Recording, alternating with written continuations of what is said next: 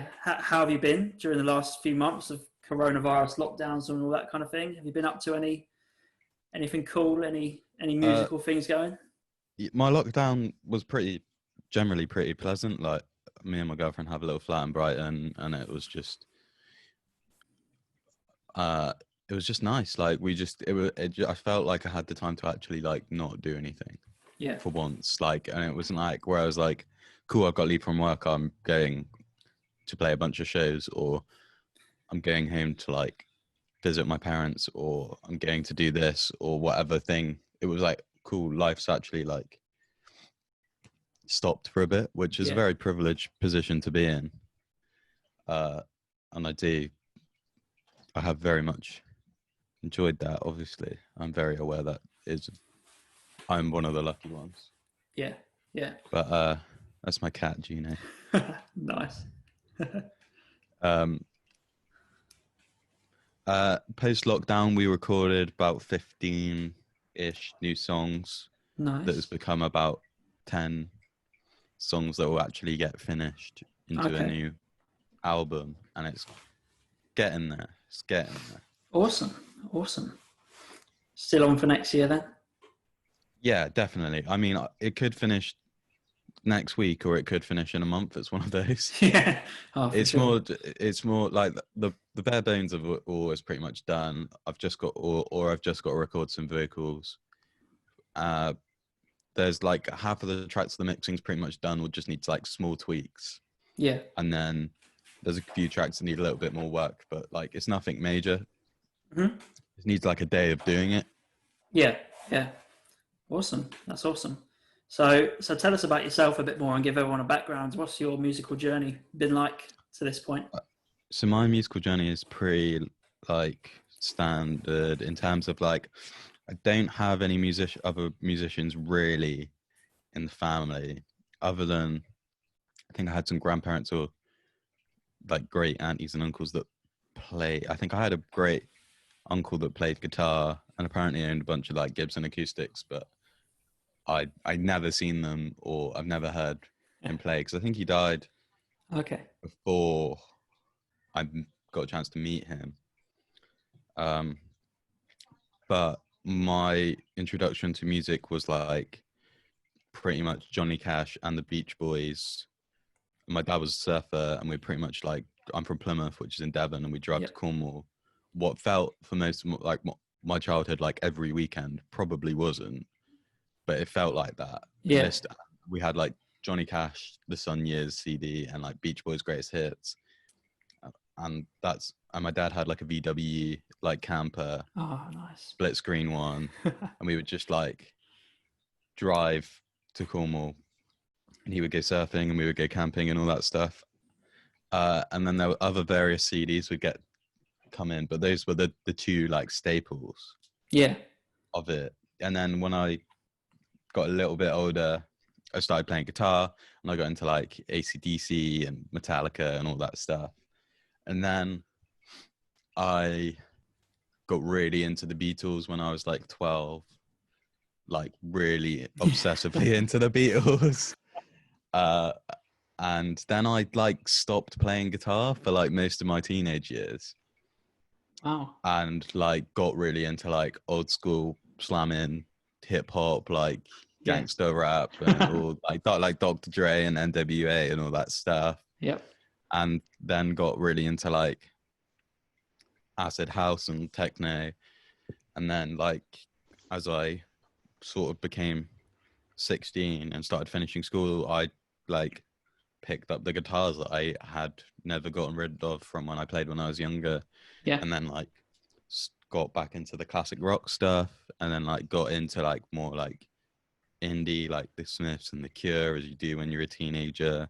And hmm then from there got into like more 60s stuff and the garage rock thing, and then got into the things that like kind of associate with that, like the surf rock. And now I'm at a place where I'm kind of back into the Beatles and the Beach Boys, but with a new appreciation for it, because like, Yeah.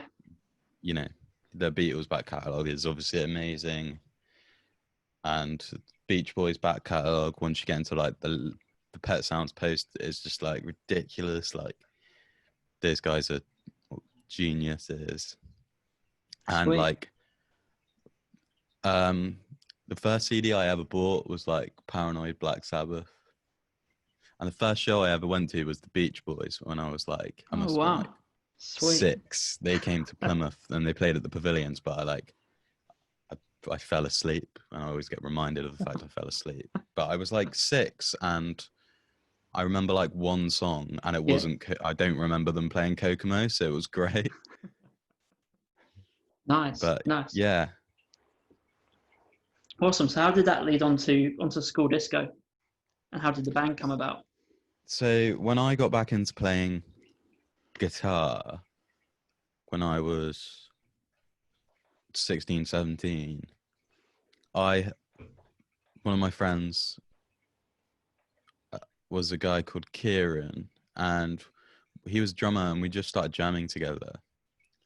And then he was like, "Oh, come see this band play at this place called the Underground." And it was a band called The Vice, and I think it was a band called Dead Snakes, and maybe a band called Public Band as well, who were like all of like a similar age to me, and all went to like schools around my area, but not my school, and just went down. And it was one of those like coming of age moments of like getting to see like people your age playing guitar music. Yeah. And at the time, what seemed like really amazing probably wasn't that great, but it really had an impact on me in terms of like wanting, like, was like, I can do that. Like, I've seen people my age do it, and I can do it. And then I got to meet all those people that played in those bands, became quite good friends with them, and then ended up starting a band called Cherry Reds with Troy, who was the drummer, who is in School Disco. Yep. A girl called Abby, and another good friend called Isaac. And that lasted for about a year, maybe 18 months. I mean, we kind of like had like musical differences, I guess. I don't know. It just kind of like fizzled out as a project. We all wanted to do kind of different things. And in the like, as that was kind of fizzling out, me and Troy and Lawrence, who was in the band Public Band, who was the drummer of School Disco for a while, started School Disco and just would just jam for like hours every week. And then that became like the first EP, and then the second EP, and it just kept going, and we just kept on doing more and more stuff until we decided to record the first album. And after being in the studio a few times, we would always go to a studio called PMC Studios in Plymouth because it was the cheapest, and not realizing that, like, you know, you kind of pay for what you get. Yeah. Or like, you know, you should look for a producer that knows your sound, is going for a similar thing that you are. We would just go to him, and the first EP I think sounds really great, but like I know a couple of members of the band hated it or just didn't really like the way it sounded. And then sort of as you grow up and you appreciate like production more and those kind of things, we were like, maybe we should do this ourselves and get a sound that we actually want rather than someone else's sound. And then that's just been the journey ever since, is just trying to record our own music, and it's been really, really fun. Yeah, awesome. I've really, really enjoyed doing it. Yeah. So is everything recorded at one of your houses then? Yeah, it's so I can't remember what it's called now. The EP with like Green Man and stuff on it. Yeah. That was mostly recorded in a flat I had, my first flat in Brighton. Okay. With like one microphone, and like all the guitars are like DI'd through the amp and stuff, and I wanted it to sound like really like weird and lo-fi and DIY. And there's not a lot of like bass guitar on it, so like synth bass and stuff. And then the drums are just like one SM57, like in Law's garage, and like super basic. Super didn't know what I was doing. It was kind of me learning how to like use Logic. But I kind of think it sounds pretty cool. Yeah. My friend kind of ironed out all the bumps with it, but pretty happy with how it ended up sounding. Yeah. And then the everything after that, so I guess the album came after that, which was recorded at Troy the bass player's house. And again, it was like I'd never really recorded a drum kit before, but we like had a friend help set us up, and then like I became like engineer, which was just like 2 weeks of like headaches. Basically, stuff went wrong, but like we recorded it all live, and I some things I don't like about the sound of it, but there's other things I think sound really, really great about it. Yeah. And it's all done on like really cheap microphones. Like, and I would encourage people to do it if you can do it. Just buy cheap set of microphones and start messing around with it, because it isn't amazingly hard to do, and I do find it extremely rewarding. Yeah. Yeah. It is a really great skill to have. Not even if you end up like recording all your own music, it just gives you I feel it gives me a better understanding of music. Yeah. Yeah. And it gives me like the vocabulary of being like, I don't like this about this mix you might have done for me. Yeah. Can we change it? Or like, I like this drum sound because blah blah blah. Oh, 100%. Yeah, makes a lot of sense. Awesome. So, in terms of your musical influences, going back there, you've got Beatles and Beach Boys. What else sort of has shaped the sound of the band? Black Sabbath is like a massive one. Mm-hmm. I'm like a nuts Black Sabbath fan. Yeah. Love them to pieces. Nice. Which record's your favorite? My favorite, it kind of changes quite a lot. Yeah. But like studio album at the moment is Master Reality. Right. Yeah. It basically changes between that and Volume 4, like Yeah. on a daily basis. I'm pretty much the same. And then occasionally, like I'm like Sabbath is the one as well. But yeah, when they start tuning down and getting really heavy, that's my favorite stuff. oh for sure. I love Live at Last, that live album that came out in like 1980, but it's like from 73, and it's got like a 20-minute version of Wicked World on it, and like it's like super heavy, and they're like super tight, but like the songs are played like a little bit fast because they're probably all like really high, and it's really great. Awesome. Other stuff is like OCs is obviously like one that you could probably pick out straight away. Oh, 100%. Like love that band a lot. Like kind of, I think they sum up like the how I wanted the ethos on philosophy of the band to be. Yeah. And because of OCs, like a lot of the band like Can and like 60s music and kind of some more of those like modern psych bands definitely like influenced the sound of the records and the sound of the band. Oh, for sure. Have you heard the new OCs record? I've not. I heard all the singles that came out, and I saw that like practice video that they did. Did you see that? I've not, no. Oh, it's really, really awesome. It's like in the middle of lockdown, they were like, we can't play live, so here's us practicing our new album, and it's pretty much like them playing that album front to back, but sounds really, really great. And I listened to that like a lot of times, so I've not really listened to that album. I need to grab my laptop charger. Oh, for sure, for sure. Yeah, no worries. Cool. So, so in terms of influences, still, do you guys have much influence in terms of lyrical content for the songs? I'd say the main lyrical influence is like stuff like Hawkwind. Mm-hmm. And like all those like weird 70s bands who are like just writing about like wizards and stuff like that. Sure. Like Uriah Heep, I'm big into at the moment. I think Uriah Heep like kind of sum up that like 70s hard rock sound for me, like in a lot of ways. Like and like not necessarily like musically, but like a lot of those like late like early 60s, late 50s like sci-fi movies was a big one for the album, of like just like those weird kind of B movies and stuff, and like kind of like odd like novels, Mm-hmm. like sci-fi novels that are like a bit weird. Yeah.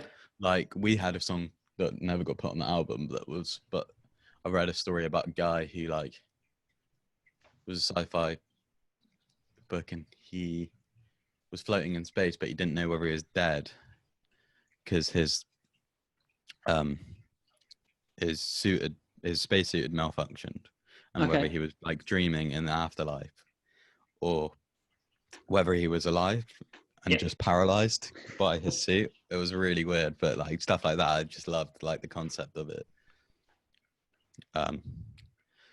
With the new album, it's kind of a bit more like I've tried to like move away from it being as silly, because I think some of the songs are pretty silly, Mm-hmm. which and I've tried to write something, bits and pieces that are a little bit more serious, Okay. but still using that, like trying to use it more as a metaphor than like Mm-hmm. a thing. Yeah, for sure, for sure. Awesome. So in terms of, so you guys are obviously like, I suppose you call yourself a Brighton band, Plymouth. I guess Yeah, it's Brighton. south. Yeah. Sure. So in the scene there, what other bands are there around? Who are your favourite at the moment? So my favorites are, and this is not including bands I play in, because they're my favorites. But I love Skinny Milk. If you've ever heard of them, they're I amazing. think I have, yeah. Yeah. Les Bods are really, really great as well. Yeah, kind of. They kind of sound like, they give me like Hendrix vibes without the Okay. visual guitar playing. Like it's groovy and it's like psychedelic, but Yeah. yeah, they're awesome. Awesome. I love, there's an all-girl like kind of indie band called Lime, who are amazing. I love Heirloom are another band that I think is really, really cool. There's so many in Brighton. We're really spoiled for choice. Wax Machine is another like really amazing one, who like a jazzy, psyche, Mm-hmm. kind of almost a little bit Grateful Dead-y kind of thing. Yeah. Awesome. I've definitely noticed from various things that Brighton seems to support its local independent scene a lot more than your average place, from what I can Yeah, kind of we're gather. we're really spoiled for choice on like venues and Mm-hmm. promoters. Like there is an incredible amount of things going on here, Yeah. which is part of the reason I moved here. Like because there's so much great, and like it's competitive, but in a really nice, friendly way. Yeah. Like everyone's really supportive, and like I've made friends with like so many great people through playing in bands Mm-hmm. here and like being part of the scene. Yeah. And like not just bands, but like people that come to shows. Like you end up bumping into people at the same show if you go to like same shows but run by the same promoters, Yeah. and like become friends with them and say hello and stuff, and like promoters as well, like made some good promoter friends, and like ended up like helping out some promoters because I really like what they do. Yeah. Awesome. We're really, really spoiled for choice here, Yeah. and it's a lot of people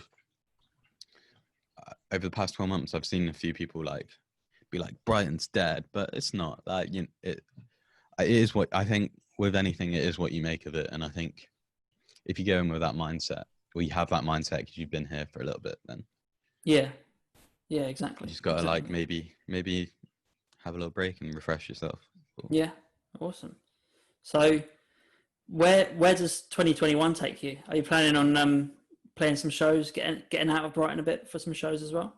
Yeah, so we sadly our drummer Lawrence parted ways with us earlier in the year, which is really sad because he's really amazing. But I'm lucky enough to get to play with him in other bands.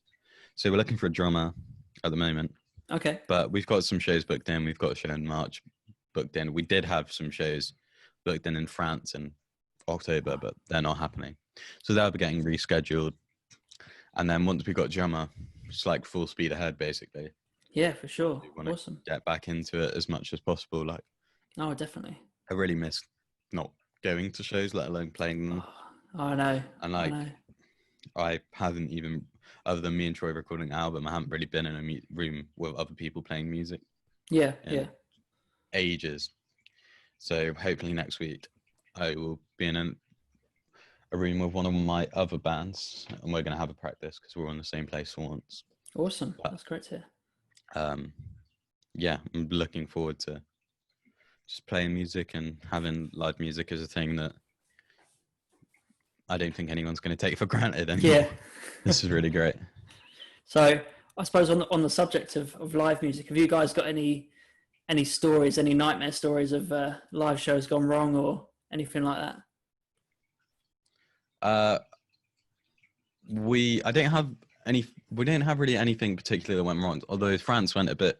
First time we played in Paris was a bit awry. Yeah. We were meant to play with this like really awesome Japanese punk band called Guitar Wolf.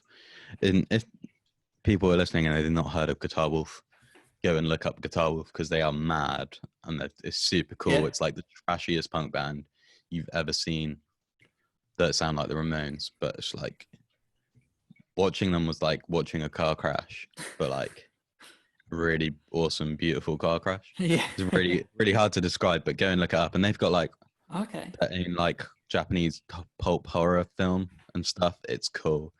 It's totally its own thing and it's really great. Oh, that sounds awesome.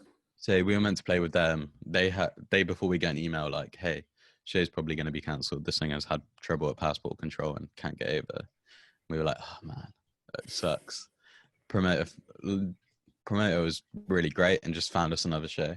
Oh, sweet. And it went from being, it was really awesome. Like, but that was just to go from like a 400 cap show that would have been like pretty much full to like a 50 cap room that was like half empty.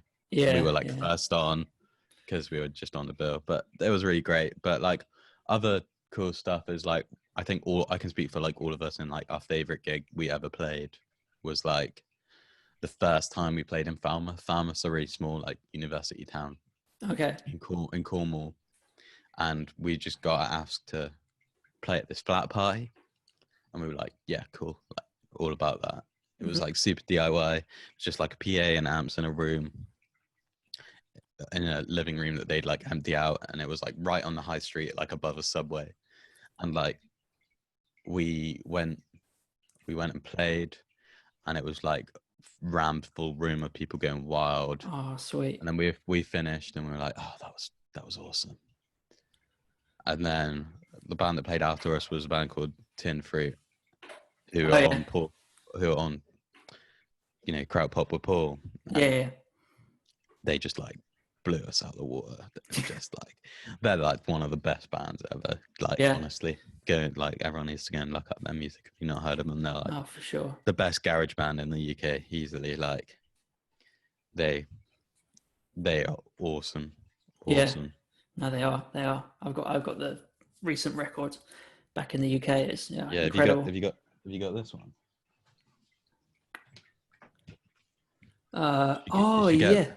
You should get that one if you don't. I think Paul sent me over a few last summer. So yeah, I have got that one. Yeah. That one's my favourite. Yeah. I can't remember. I've probably span it once and haven't had a go yet since, but they're like deep records. They're like definitely worth a few. Yeah. Spins. Oh, for sure. No, I definitely will. I've got the bulk of my collection is obviously back in the UK. So yeah. Everything I've got is what I've acquired since I've been in Australia for the last year, which is basically just Australian bands that I don't want to spend shitloads of postage on to get. Yeah. But yeah. So I suppose on the subject of records, what are some of your favourites? Obviously that Tin Fruit one. Yeah. This is amazing. Mm-hmm. And again, it reminds me of that like going to see them for the first time in a little dingy flat, and like literally there was points where me and someone were like holding up the PA because like everyone was going so wild that the PA was like falling over. Yeah. And this is another one of my favorites. Another Cornish band, like garage band. Mm-hmm. Holiday Ghosts. Have you ever heard of them? Never, no. Awesome. Some awesome art like, on that. Yeah, they're done by the drummer Kat. Oh, nice. She did both of their LPs, and like that's where it was sweet. recorded in Sam's back room. Yeah, that's really cool. Really amazing, like poppy, kind of almost a little bit rootsy garage band. This is one of my favorites as well. Steely Dan's Can't Buy a Thrill. It's like probably like one of the worst album covers ever, but musically you can't fault it. And then my copy of Rubber Soul, which is probably one of my favorite Beatles albums. Yeah. Yeah, definitely. Oh, awesome. And then there's more like, you know, I've got like a Spaceman 3 live album, which from them playing in like 89. It's just like amazing. Like,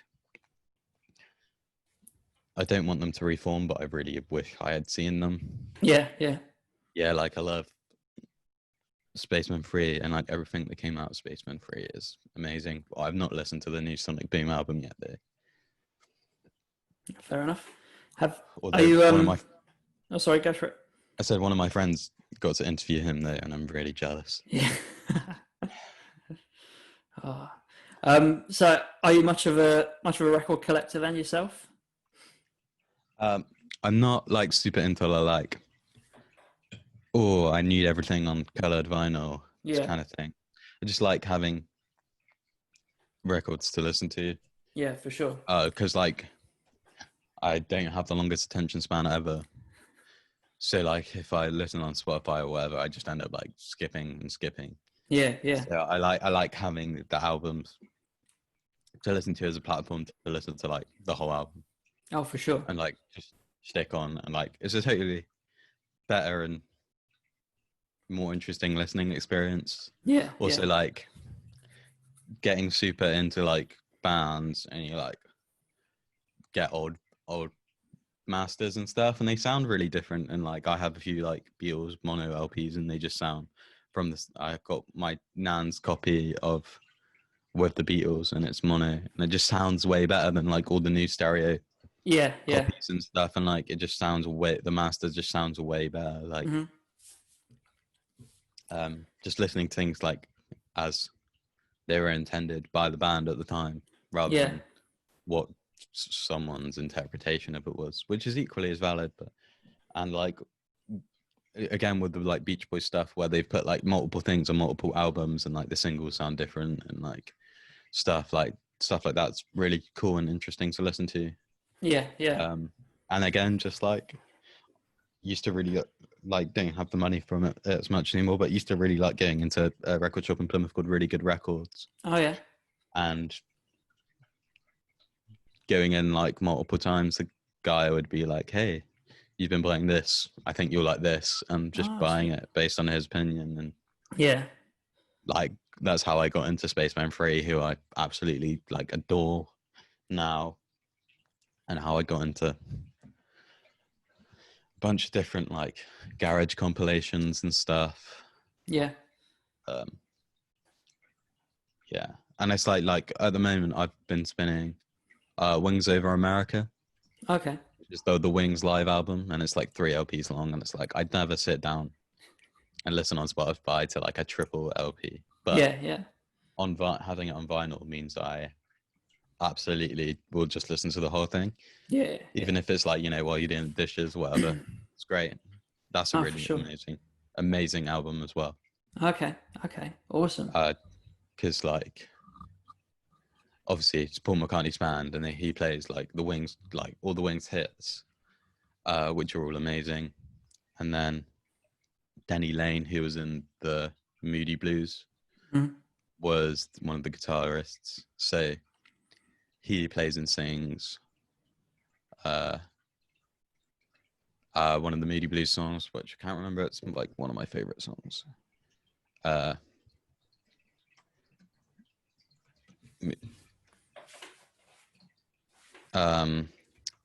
Yeah, and does this really amazing version of Go. Oh, it's called Go Now. That's what it's called. Go Now on the piano. Okay. And then Paul McCartney does some of the Beatles stuff, like they do like Lady Madonna. And it's just amazing. Wings, I think Wings are like a criminally overlooked band. Again, most of Paul's solo stuff, like especially from the 70s, is like criminally overlooked. Yeah. I'm like a Paul over John person for sure.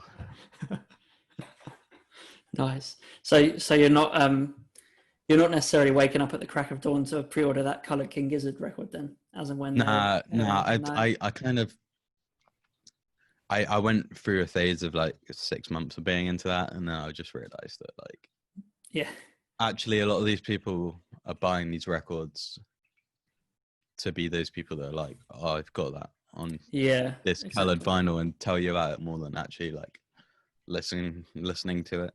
Yeah, 100%. And I think the vinyl things, I think that's cool if that's like what you enjoy, but it's not for me. I'm in it for the music.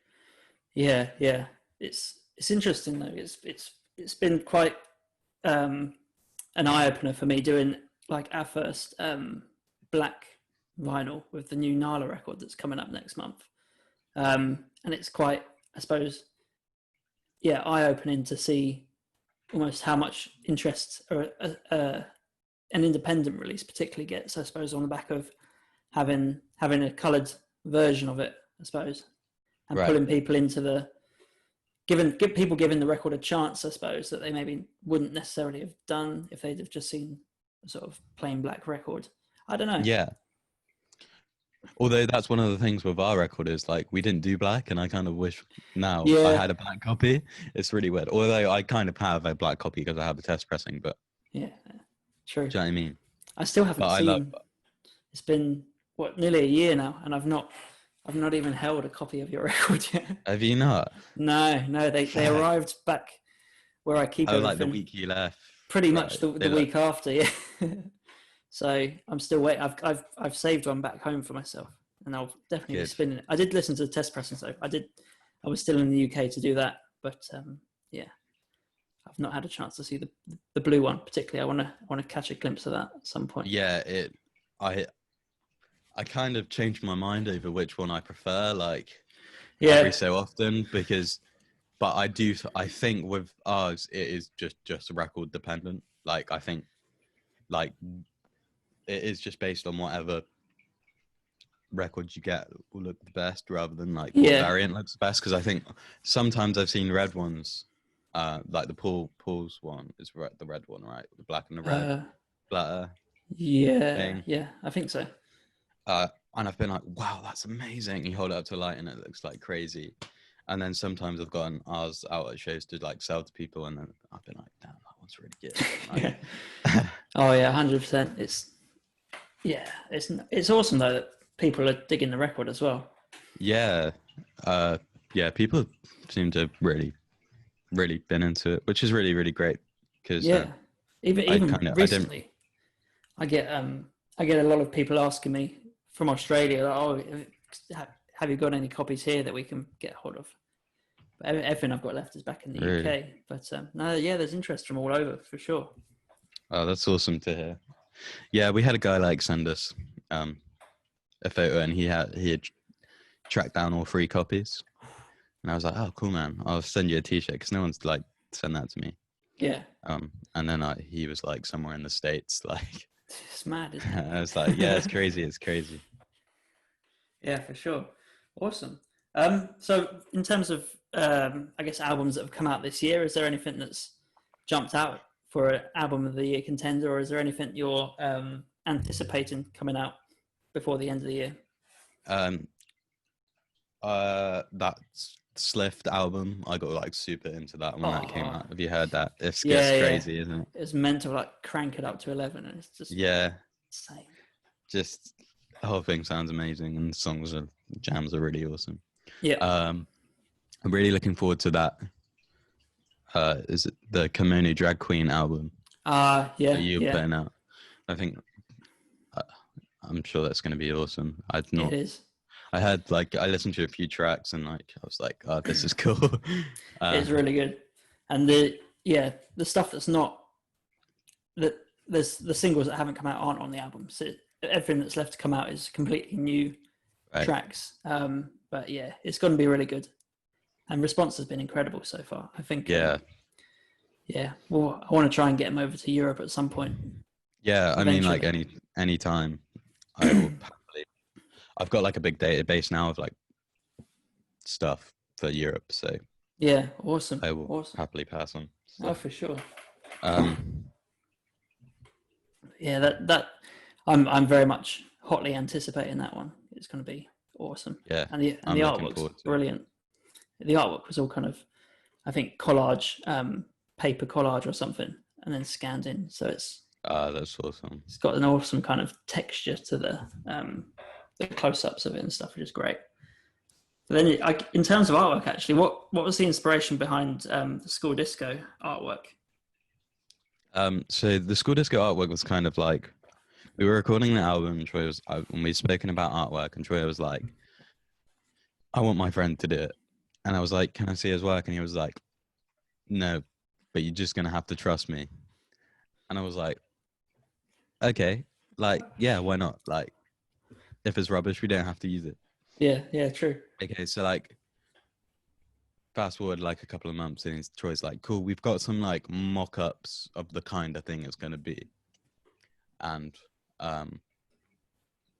then we got sent this like little video, and it was just like, of this like weird kind of like sludgy looking like landscape, and it was like this like it was like a camera, and it just like went into the sludge, and it was all weird, and I was like, it's really cool, like what is it? And he was like, oh, it's a 3D render. So the guy is called Inyas, and I'm not even going to try and say his second name. I think he's called Inyas van Brickevorsel. He's Dutch. Okay. English Dutch or something. And yeah, so the first video we got, it was like pink and like grey. Yeah. It looked like completely different. But then what we got back was the album cover, and he sent us kind of a bunch of screenshots of these different, of this like, I don't know, this planet he had like kind of 3D constructed with the woman on it and stuff. I just thought it was the coolest thing. It's so also cool to have like all the single covers are that just one structure he'd made, but like taken from different angles. Yeah. And I think it just kind of really, really sums up. It was one of those times where you took a chance and it really, really paid off. Oh, for sure. Yeah, he's a really awesome artist, like super talented. Like I don't know how he did that, but he did an amazing job. I'm really grateful. Like he really, like I really now just associate that artwork with that music and that like period of the band, like really heavily. Yeah. And it's like, so unique as well as an artwork. Yeah. But it looks so good. So good. Yeah. Is there any other album art that you kind of really appreciate? Are there any favorites out there beyond kind of, your favorite records? Or any records that you've, I suppose, picked up on the back of the album art? I think the Slift album, like that artwork is amazing. Like that whole package is awesome. They've done a really good job. Yeah. Have you got one? I haven't. No, I still need to pick it up. I think. I just have never bothered. I just assumed there'd be plenty around when I got back to the UK. I got like a second pressing because like sold out like super fast when it like blew up a bit, and I was like, I really want it, but I'm really poor. Yeah. And they managed to do a second pressing. And they've done one through Rough Trade, I think, now as well. Yeah. So, yeah, it's on my list for when I get back. But for now, for now, I'm just focusing on the Australian stuff, Yeah. which is great because there's a lot of good stuff here. Like, as we were talking about earlier, like, I love all of Kat's stuff. Like, she has done all the singles for the band up to this point. I think it's really unique, and it really sums up like the vibe of the band. Yep. Like super well. Don't know. There's just so many great album covers. There is. Like it's, and in some ways, I kind of prefer the bad ones. Like that Steely Dan album cover is like terrible. There's another Steely Dan one called The Real Scam, which is like horrendous. I love the Jethro Tull Thick as a Brick cover. I think that's like it's an amazing idea that they did. Like the original LP is like a newspaper broadsheet that like properly folds out. Okay, yeah. I think that's like an amazing concept. And they actually wrote all the articles and took photos of the band and like all the roadies for like different joke articles that they wrote. Oh, nice. I think it's amazing. Uriah Heath, Traveller in Time, is another big favorite album artwork. Mm-hmm. I think it's super cool. Yeah, awesome. What about you? What's your favorite? Oh, fuck. God, that's a tough one, actually. One thing I really enjoyed was the new Foot record. The art on that was awesome. Yeah. I really like is it Pseudo Hive Mind? Pseudo Mind Hive, yeah. Yeah, that's it. I really like their artwork as well. To be fair. Yeah. The debut record's got some more. Both their records have some awesome artwork on it. And one I actually really enjoy is find it now. It's this band from Melbourne called Ivory Elephant. So that's their. Yeah, that's cool. That's record. so awesome. That's amazing. Kind of a gatefold job as well. So you've got that's awesome. Kind of studio photos there, but yeah, that's been one of my favourites since I came over here. Picked up from Underground Records in Adelaide, and they're like, I think probably the best like heavy music record shop in the world. Really? Yeah, they're awesome, and they specialise in getting like a heap of like European imports and stuff. Cool. But also tons of kind of Australian heavy independent releases. So it's just fantastic. They've been picking up a lot of your stuff. Yeah, they picked up a few Sleeping Giant, Foot, and Pseudo Mind Hive. And yeah, they've been a great supporter of ours. But when I was in there, they recommended me that as kind of one of his favourites from the last year or so. It's kind of a psych. It's just kind of heavy psych. Kind of. It's just awesome. It's just awesome. It's so unique in terms of like the scene in Australia, which can sometimes tend a lot towards King Gizzard and almost a lot of replication and following the same formula, whereas these guys are very, very, very unique in what they do. But that said, there's just some incredible bands around. Like, I mean, Melbourne gets a lot of plaudits, but I think right now all the best music's come out of Sydney. With like Coma Koza put out an awesome album this year. Turtle Skull just released their new record, which is incredible. Then we've got a couple of great records as well coming. So yeah, there's just some great stuff around. That Ivory Elephant record is probably my favourite artwork I've seen since I've been here. Definitely. Yeah, I'm super into that. Yeah, no, it's sick. But yeah, it's still a fair bit of time, I think, until shows are properly back here though. We've had a few. There's been shows here, but like I'm not into like going to a show and having social distance. I want to like have a bit of a party, you know, and like yeah, for sure. I don't want to be worried about like not so much myself, but like upsetting other people.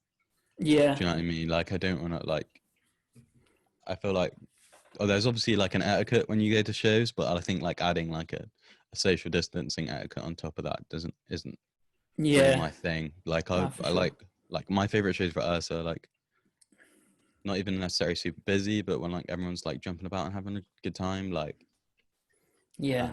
and I don't know, I feel like as someone who's in a band, you spend so long trying to cultivate an audience when you haven't, to then like try and just cut your audience in half or whatever. It's just not Yeah, really great. exactly. And then like obviously when people are trying to make money on top of that, like I really feel for promoters and stuff because they're probably going to be the ones that get hit the hardest. Yeah, yeah. It's tough for everyone. It's just going to be a difficult year or two ahead, I think, Yeah, for the whole definitely. music industry. We're just starting to get shows back where you can do it's like entirely seated and capped at 50 Right. people, and you have to stay seated at your table the whole time, Yeah. which works for certain artists Yeah. and certain genres. But when you're going into When you heavy want rock and heavy roll, rock, and yeah. it's just not it just doesn't fit. But still, if that's how you can get out and support your local artists and scene, and then that's what you got to do, I suppose. And after this Yeah. amount of time, I'm not going to be picky, I suppose. Yeah. Yeah. It's just I kind of agree. Uh yeah. Yeah, we can't be picky, can we really? Nah, I don't know. Do you guys get a chance to go to London much and play there? Because I guess Brighton's only a short train ride away. Yeah, I mean we don't play London near as much as we should. I Yeah, kind of just like London always seems like so much effort. Like not getting to London from Brighton, but just being in London, like oh yeah, it's I don't know, it's just always like if we're not driving, which generally if we're coming from Brighton, we're not going to drive because like it's a train ride away. yeah, It's exactly, like half the time you can drive, and then you've got to get on a tube, and it's like tube's like a faff with loads of gear, and for sure. everything's like super expensive, and Hmm.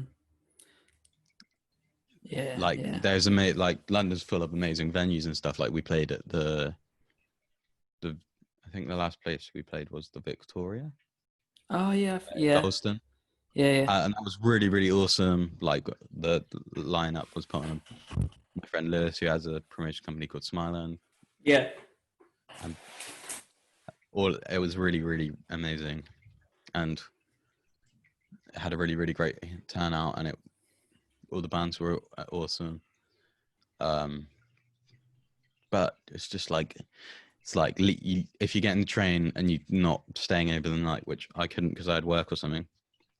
It was like pack up, and then it was like sell a bit of merch, and then it was like pack up again, and then it was like get out and like run to the tube, and then like run and get on a train, and it's like yeah, I mean it's kind of good fun at the time, but it's also like kind of stressful. Like yeah, yeah, yeah, yeah. Hopefully, hopefully you'll come back soon. By the time I'm back. yeah, we will. It is like on my list of things to do to Yeah, play London more because we get offered loads, and that we're always just like, we're busy, but we're not, and like we should do it more because like we always have like a really great turnout, and it's a really great place. yeah, yeah, We should just like like with the Victoria gig, we just like put the time into doing it, and like we did it, and we need to do that more. yeah, for sure, for sure. But on Nice. the flip side, maybe because we don't play it as much, we get the better turnout when we do come. That's true. That's true. I've heard that a lot from bands over here, especially just because it's such a big place. You can't necessarily play one city and then the next city quite so Yeah, easily because it's like 12 hours to the next major yeah, city in a car. So, um, you know, some bands will play like, or last year, some bands would play every couple of weeks or every month or something. And yeah, get relatively minimal turnouts, whereas other bands would kind of leave you hanging a bit and play a show yeah, every 6 months or something. And yeah, fill it up, that kind of thing. Yeah, I guess it's just whatever you prefer, I suppose. And building those relationships with yeah. promoters and whatever else. I don't know, but yeah, no, cool to see you guys in London again, and then push you further north, maybe. Yeah, we've been up to the north a few times, done like Manchester, Leeds, Liverpool, and a few other places. But we generally stick around the south, and I don't know why, other than, again, we get the offers and then it's just like generally just not the right time. Yeah, If we're going to do it, we generally just want to do a couple of shows, which is totally doable for us because like the demand is there and we get the offers. But yeah, it's just get it in the right time, like with in between work and uni and stuff. yeah, for sure. It's difficult. Yeah, But definitely. this year, I know we're gonna play as much as we can once this is all over. Yeah, I'm exactly. itching to play again. I know Troy is as well. Oh, I'm sure. Have you got the drummer search kind of narrowing down at all? It did narrow down, and now it's widened back up. So Fair enough. that happened, but I'm happy to wait as long as it's the right person. Oh, for sure.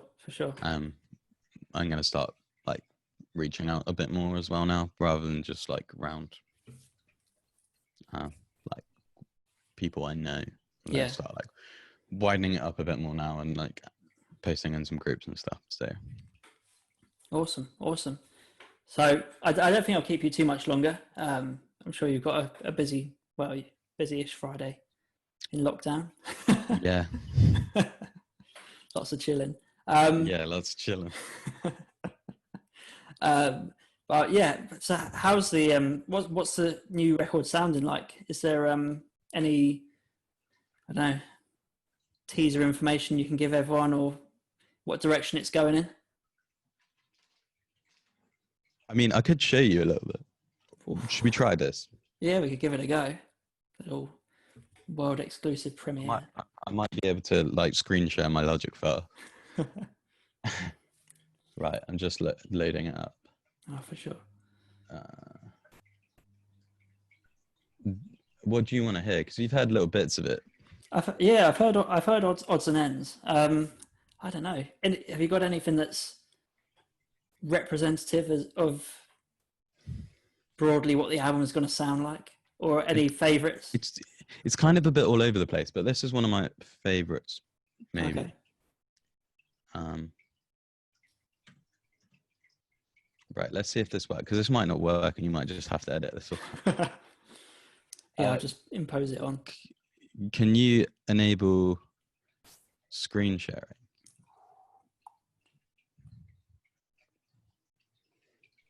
There, that might work. I have no idea. There we go. Yeah, we good? Cool. I'm a Zoom novice with no idea what's going on. Let me know if you can't hear it. I can hear something in the background. You can hear something.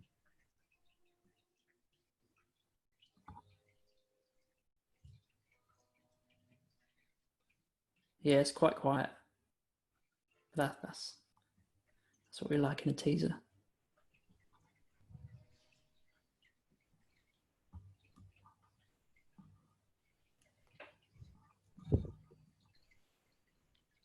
This might be a failed experiment then. Yeah, it's pretty quiet on my end. But no bother. Oh well. Overall, though, the record in general sounds very different. Like, okay, everything is recorded differently. Like, we didn't want to be like static in terms of sound. We wanted to like branch out, and I think it's a bit more. I don't want to say like experimental, but it is a bit more experimental in terms of like, it's not like way out there. We've just tried a bunch of different things. Yeah. Like some songs there's like 2 drum kits. Some songs there's like no bass and less synth bass. Awesome. It's a bit more focused on like lyrical content. And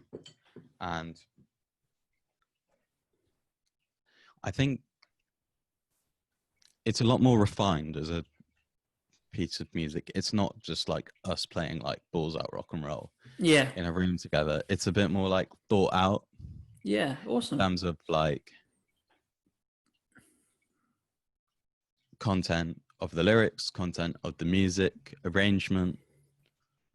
Because it's not us playing live in a room, there's more time to like, there's been more time to think about it. Because we've been sat on the songs for quite a while as well. Yeah. It's meant that the songs have developed on their own and in the studio a bit as well. I think it's heavier than the first record in some places, and in other places it's way quieter. Mm-hmm. Yeah, Awesome. I don't know how much I've showed you bits and pieces. What do you think? I think, yeah, no, it's definitely like I think you showed me a couple of tracks, a couple of demos, Yeah. I think. But yeah, it definitely captured the breadth, I think, of what you're trying to do between the two tracks. Yeah. There's some real heaviness in there, some proper moments for, Sabbath fans and stoner rock fans. But then there's also the more psychedelic tending moments, and I think as a lot of record, it's going to be a more dynamic record in general. Yeah, that sounds great.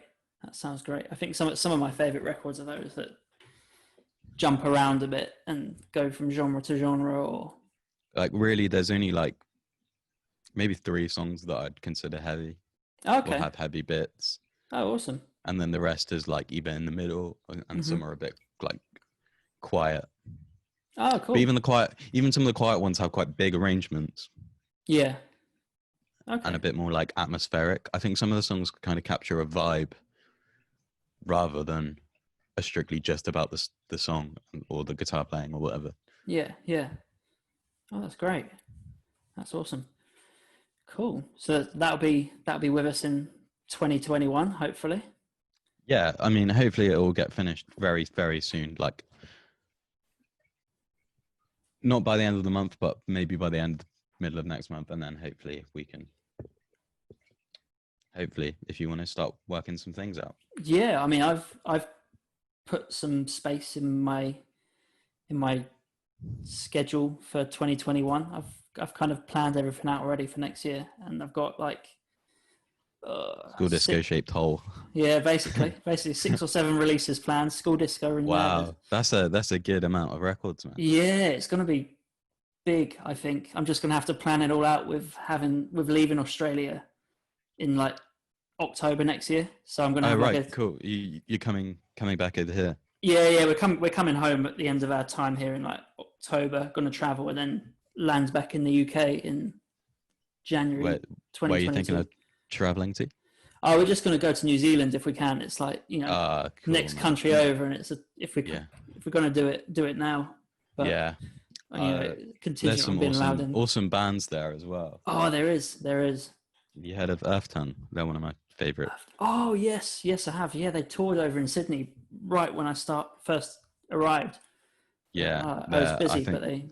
Yeah. I think they're one of the most like interesting like kind of stoner bands. Like just using like kind of jerky odd time signatures and awesome stuff. Yeah, no, they're a fantastic band. Yeah, there's some great stuff out of New Zealand. Yeah. They suffer like Australia with being so far away. But yeah, like with the Australian bands we work with, just their stuff is so popular in Europe. It's just so frustrating from their point of view that they can't get over, because you just know that these bands would just go off back there.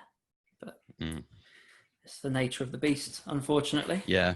But maybe one day. I'm sure it'll happen, because the music carries. Exactly. Definitely carries. Exactly. If there's an audience, it will happen. So it's got to get to that point that someone takes a risk. So we'll get there. Anyway, I won't keep you any longer. I'll let you get on with your isolation. Thanks. Any plans for isolation weekend? No, not really. Like, just kind of waiting it out, basically. Yeah. Just trying to work on the record and hanging out with the fish and the cat. Sweet. You want to see the cat? Yeah, go on then.